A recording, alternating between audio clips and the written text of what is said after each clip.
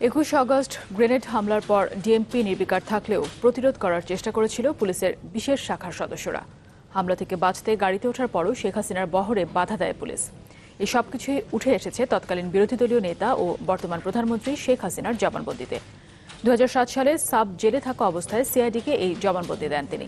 তার একটি কপি এসেছে চ্যানেল 24-এর হাতে, জানাচ্ছেন নাহিদ হোসেন।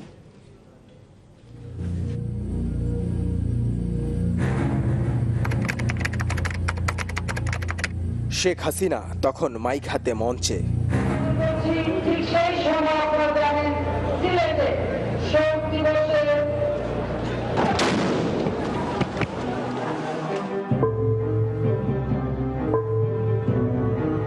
তারপর সব অন্ধকার।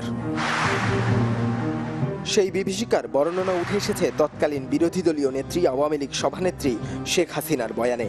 2007 সালে বিশেষ সাব জেলে বসে সিআইডির কাছে জবানবন্দি দেন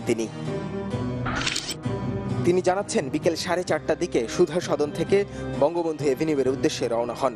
গাড়ি বহর সেখানে পৌঁছালে মঞ্চ হিসেবে ব্যবহৃত ট্রাকে ওঠেন। বিকাল 5:22-23 দিকেই প্রথম বিস্ফোরণ হয় বিকট শব্দে। সাথে সাথে ট্রাকে থাকা নেতারা মানব বর্ম তৈরি করে তাকে রক্ষা করার প্রাণান্তকর চেষ্টা করেন। কয়েক দফা বিস্ফোরণের পর এক পর্যায়ে বুলেট প্রুফ জিপে তোলা হয় শেখ হাসিনাকে। সন্ধ্যা 6টার দিকে তিনি সুধা সদনে পৌঁছান। জবানবন্দিতে শেখ হাসিনা বলছেন, এই ধরনের জনসভা বা র্যালিতে সভামঞ্চের আশেপাশের ভবনের ছাদে ও বিভিন্ন ফ্লোরে পাহারায় থাকেন দলের স্বেচ্ছাসেবকরা, কিন্তু সেদিন স্বেচ্ছাসেবকদের কোথাও অবস্থান করতে দেয়া হয়নি। শেখ হাসিনা জানাচ্ছেন, তার গাড়ি যখন বিস্ফোরণের পর বঙ্গবন্ধু এভিনিউ থেকে 0 পয়েন্টের দিকে যাচ্ছিল, তখন পুলিশ টিয়ার শেল ও শটগানের গুলি করে যাত্রায় বাধা দেয় এবং গাড়িতে ওঠার পরও তিনি গুলির শব্দ পান, কিন্তু কারা কোন দিক দিয়ে গুলি করেছে তা বুঝে উঠতে পারেননি।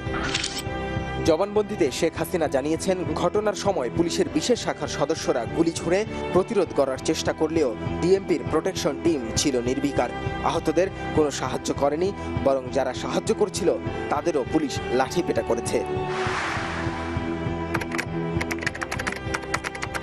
ঘটনার পূর্বাপর এভাবেই উঠে এসেছে বর্তমান প্রধানমন্ত্রী শেখ হাসিনার জবানবন্দিতে। নাহিদ হোসেন, চ্যানেল 24, ঢাকা।